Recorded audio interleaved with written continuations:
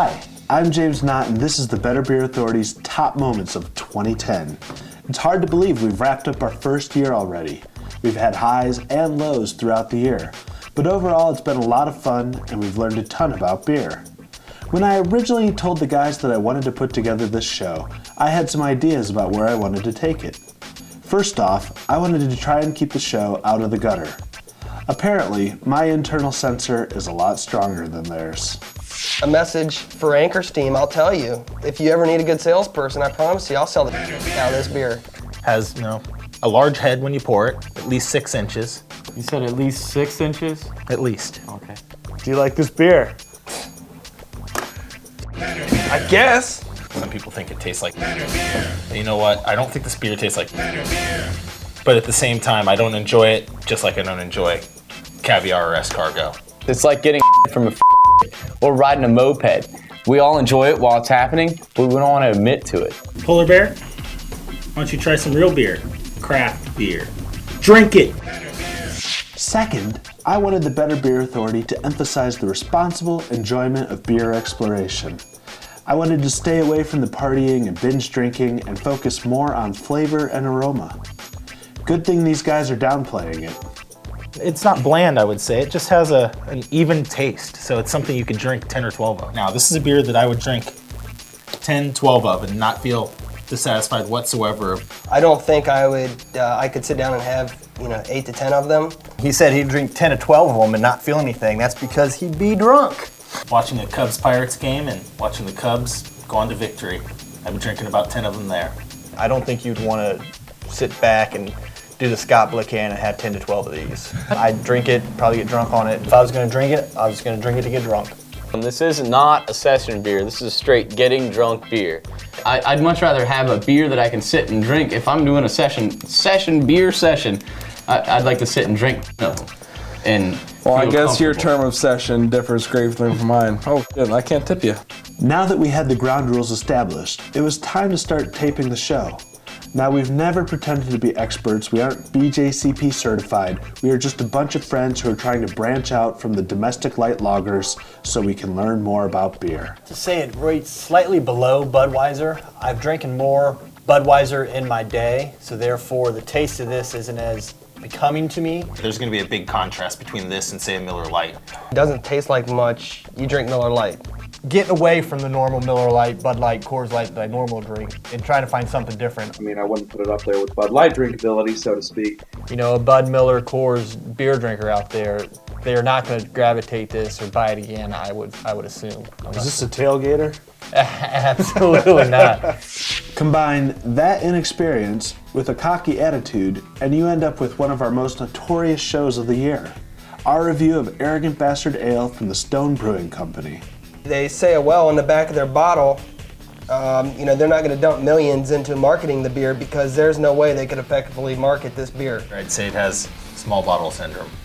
Yeah, the bottle speaks a lot about being arrogant and what you should think. I mean, it's a little too out there. The Arrogant Bastard Ale, you feel cool buying it. I mean, look at this guy. He'd go out and buy this anytime, you arrogant bastard. I do feel cheated. It's $18 a 6-pack. For Christ's sake, I could buy a case of beer that we all drink on a normal basis, all right? So, would that be the fizzy yellow beer? Yeah, that's it. One beer aficionado posted our Arrogant Bastard video on the beeradvocate.com forum. The beer nerds were enraged. The posting went viral and we received tons of criticism. Much of it deserved, but a lot of it was just name calling. One thing that we learned was that craft beer geeks referred to Bud Miller Coors with the acronym BMC. One poster called us BMC douchebags. Joby took that nickname and ran with it. Well, James, as a BMC drinker, as a lot of people have called me in the reviews we've gotten, for a BMC drinker like myself, for me, a typical BMC drinker, as a BMC douchebag, fellow BMC drinkers out there, if you want a great beer, try a Duvel, but again, don't go bonging these. It'll put you on your donkey pretty quick. As we try more beers, our tastes change. Even Joby's. He surprised our viewers when he gave high marks to the hoppy, high alcohol flavor of Dogfish Head 90-minute IPA. Just the other week, I had some buddies over and I made them try this beer that they're not, hoppy beer lovers, and they agreed with me. They said this is smooth and it's a really well-balanced beer. So overall, again, I rate it an 8, and it's pretty. Joby, I'm so proud of you. You're a true beer drinker now. I want to go that Grown far. up. We've tried a lot of great, tasty, high-end beers over the last year, but sometimes the beers that are the most memorable are the ones that aren't so good. Cave Creek Chili Beer puts a serrano pepper in each bottle and has more haters than fans. But more than the spiciness of the beer, I remember what a great time we had shooting the episode. Hola, soy Jaime Knott y esto es su mejor autoridad de cerveza. The only reason for this beer would be for parents to stock it in their fridge when they have 17-year-old kids and they want to set them on the path to lifelong sobriety. The kids think this is the only beer around. They take one drink of this, they'll never touch beer again. Is that what your parents did? You haven't really touched this one. No. Joby, do you taste any beer in this beer? Absolutely not. I taste pepper. It's like drinking jalapeno juice. I think it's just the mental thought of the fact that there's a chili in your beer. I mean, this beer is horrible, but yet I'm gonna finish it. I'm gonna give it a 4, and there's only one way to drink this beer. This is for you. He likes it in his mouth. Makes sense. We have found tons of beers we love too. I purposely wrote the Better Beer Authority rating scale so that the ratings would be a little low. That way, when we did have a 9 or 10, it meant that our reviewer thought it was a truly exceptional beer. In 2010, we reviewed 46 beers, which adds up to 138 individual ratings. Out of those 138, we only gave 4 perfect scores. It's a 10 for me. It's one of my top 5 beers. The very first BBA 10, and you'd give it a... I'd give it a 10. You know, they call this the end of the world. If this is any inclination of what the end of the world is like, bring it on. And what do we have? 10. A 10. A 10 is pretty good. That means like that's Pretty in your good. top It 5. is. It's somewhere around a 9. Okay, and your rating is? A 10. A 10. So you would put this in your top 5 beers? Easily, and if it's on draft, I need a designated driver. One of my favorite episodes was our King Cobra malt liquor review.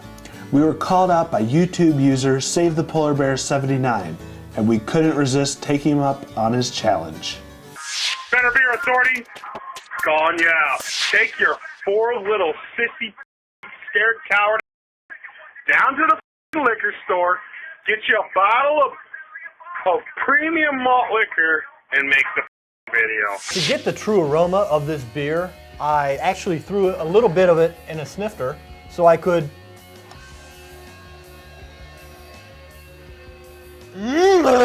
That does not smell very good, James. I'm telling you, this is not a good smelling beer. This is not one that's going to win any aroma contests. Scott, is beer really for...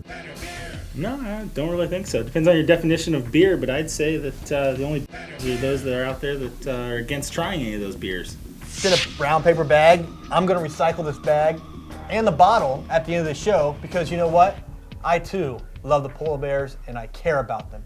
I want to save them. Now it's time for you to nut up or shut up and drink a real craft beer. We were invited to the Columbus Beer Fest to shoot several episodes. There was a great crowd, tons of local brew, and the energy was just electric. At the end of Saturday night, when the festival was shutting down, the guys wanted to shoot a wrap-up episode. Let's just say the boys may have been slightly oversampled. There's one I had late in this show. It was called the Kentucky Bourbon Ale. They're trying to be the hottest thing to come out of Kentucky since Ashley Judd. And you know what? I agree. Thumbs up. Really, really awesome. I'm looking forward to next year. I'm looking forward to Cleveland. Looking forward to everything. You know what? I mean, as you look at the crowd behind us, this feels like a college game day atmosphere. You might be Chris Fowler. You might be Lee Corso. You might be Kirk Herbstreit. I'm Desmond Howard. I mean, this is great. You know, we reviewed the Buckeye beer. I just want to say, I mean, this is great. We're in Columbus. We're at the Beer Fest. We're at the Columbus Convention Center. Our holiday episode was a little controversial too. We decked out the set, I dressed up as Santa, and we played Christmas music. However, people didn't like what we had to say about the beer. For the record, we didn't really say it was a bad beer. We just didn't feel like it reeked of the holiday spirit. Besides, can you really take Mark seriously with those elf ears? Ho, ho, ho. Hello, little Mark. Is this beer balanced to you? To me, it's not very well balanced, just because I pick up a whole lot more of the hop than anything else. There's good piney and there's bad piney, James. During this time of year, you walk into a home that has a fresh cut Christmas tree lit up, and you smell that pine, and it smells great. But you don't want to eat it. Yeah, I've never walked into a house one time and said, James, Santa, whoever, I want to lick that Christmas tree. That's kind of how I feel when I drink this beer, like I'm licking a Christmas tree. Happy holidays! Now, I love the guys on this show, and I want to take a moment to tell you about each of them. First up, Adam Harms. His nickname is Chef, which makes sense because he works as a chef. His occupation gives him an advantage when picking out the flavors and aromas in the beer. I consider this, since I'm lactose intolerant, this is my chocolate milk right here. This is what I enjoy. I would drink this any day of the week. Since I'm lactose intolerant, I'd pour it over my cereal. Bingo. You know, I mean, this is a good beer. It has kind of hints of banana, citrus. It's a very complex beer. I did not get the banana smell to it at all whatsoever. I mean, you can get the citrus, you can get the hops, you can get the grassy notes to it. I don't know if you got the banana. Just to me, that's what it smells like. I mean, it's a delicious beer. I'm not. Do you know what a banana saying tastes anything. or smells like? I think we had one of our cameramen phrase. He said that this would be a meal replacement shake for lunch. I mean, this isn't even. I'm not saying it's a session beer. I'm just saying it's not even a full beer drinker's beer. If you're looking to drink beer, this is not what you're gonna drink. Well, I drink this at any time I was down in Cincinnati watching the Bengals or the Reds after a disappointing loss. Oh, watch yourself. Yeah. Joby did not start this show as a beer geek. He is not a foodie, he is just a regular guy who loves sports and having a cold beverage or two on the weekend. He drank mostly Miller Lite when we started the show, and gradually his tastes have been changing to include bigger, more flavorful beers. He represents the average Joe six-pack in America. Would you drink this at the Kentucky Derby? Of course I would. I would drink. Wouldn't you drink? I would drink anything at the Kentucky Derby. Do you have tickets? To me, Budweiser is a meal in a can. I'd have to say Iron City's a hot dog in a can, James. Why would ever a beer smell like Fruity Pebbles cereal? And you know what they say, when it's nut brown, you gotta drink her down. That's what she said. I would put this just out of the top 5 of the best things out of West Side Cincinnati. Right behind Pete Rose, La Rosa's Pizza, Skyline Chili, Cornhole, Burger Classic. I'd give it a 6. We had a beer here, and you needed a beer. I'd pour it, and then you'd say, and I'd say, okay. I got you. And you go, come by. Yeah, exactly. Come by. It's actually a piece of black licorice dunked in alcohol. So you don't see yourself taking this to a tailgate? Absolutely not. You show up at a tailgate, I mean, you should get You're gonna get laughed at. You're gonna get laughed at. And What can I say about Scott? He rates beers like he plays poker. He's a wild card. His tastes have started leaning towards very hoppy beers, but he's willing to drink beers of all shapes and colors. Are you excited, Scott? Are you excited? I'm sitting beside these two. I'm always excited. Ground up corn and mixed it with rubbing alcohol, and then you drank it. It's not pleasing to me. I obviously have a little bit of hometown pride. Go Hawkeyes. I'm not sharing the excitement that these guys are sharing. For me, I can help you with that. well, you keep your hands to yourself. I'm not sure if it's because of all the particulates that are floating through it, but it just seems to grip you right when you taste it. And Joby was saying that, he thinks it's a special beer because they have the picture on the side to show you how to pour it. I think it's because they expect after you've had 2 of these that you'll need help pouring a third. I want the mouthfeel that accompanies that. And Scott is rubbing his leg on me right now, which is a little weird. What are you talking about? If you're bonging it, and you're a man like me, and you're a woman like Joby, you might have problems. I think Adam's reliving his high school days with this beer. The days when he was dropping a little orange Jolly Rancher into his Zima.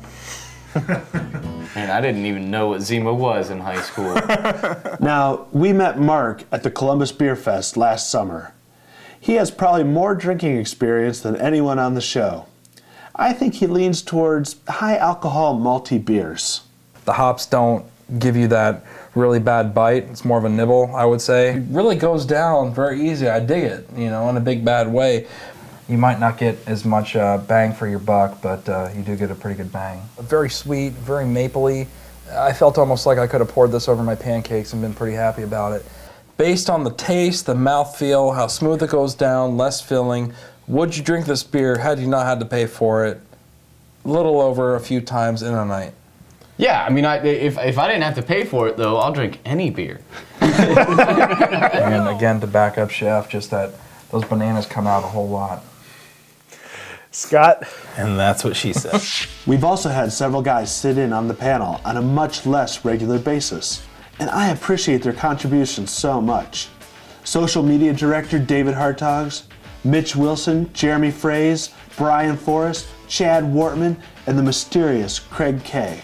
And anything away from the German purity laws, yeah. The farther you get away from that and you go more into the Belgian stuff, this is where this is at. Yeah. This excites me. This is awesome. I like lagers. This isn't, you know, I will, you know, like I said, Don't worry, he does this all I the would time. not discourage other people from buying it. I was kind of on the fence. Chai tea, I don't like chai tea, and the salesman was like, you have to try this. So bought one, took it home, was blown away. This is a great beer if you want to skip dinner and drink at the same time. It's got a lot of flavor. It's probably got the same amount of calories as like a pork chop. That's a hometown brew, so you got to give it the props. So you can't handle hops, so not yet, but I'm getting close. I feel like my palate's sort of getting developed where I can stand them a little better. We'll so take your training wheels off someday. That's right. That's right. Hopefully before long, the training wheels will be off. Finally, I've had the pleasure of hosting the Better Beer Authority. I research every show and usually play it straight because I want it to be a good, reliable source of information for the beers we are reviewing. However, I'm not afraid to clown around from time to time. Hi, I'm James Knott, and this is your Better Beer Authority. Hi, I'm James Knott, and I'm not wearing any pants. Well, every beer needs an arbitrary numerical rating, and this one is no exception. Without a numerical rating, I'm not sure if I'm supposed to like this beer. Go to Facebook and be friends with us. It's like a real friendship, except not nearly as satisfying. It will take you from beer novice to beer snob in 2 hops of a barley's malt. You gotta get your nose all the way in there. Don't snort it. Yeah. So James, my question to you is, how do you feel about this beer? You haven't rated very many beers. Why don't you rate this one? Here's our weekly PSA. Don't be a fool. Stay in school. We are now attacking the cybersphere on Twitter. Captain, we're losing this battle. What should we do? We tweet. If you get a chance, take Route 50 across the Chesapeake Bay Bridge to the 404 into Georgetown, Delaware. Tell Brett that Jimmy sent you. He'll probably say, Jimmy who? I'm Jimmy Knott, and this is your Better Beer Authority. Better Beer